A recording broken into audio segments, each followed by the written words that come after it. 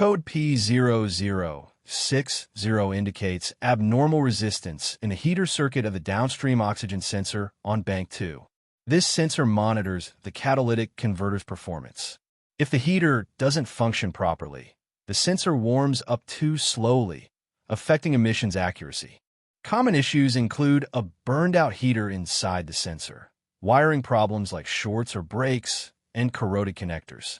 Installing the wrong sensor, especially aftermarket parts with mismatch resistance, can also trigger P0060. You may not notice performance issues with P0060, but the check engine light will come on. More importantly, the vehicle may not complete its emissions readiness tests, which can lead to failed inspections.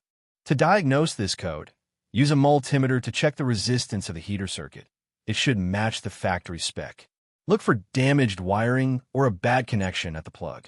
If the resistance is out of range, replace the downstream sensor on bank 2.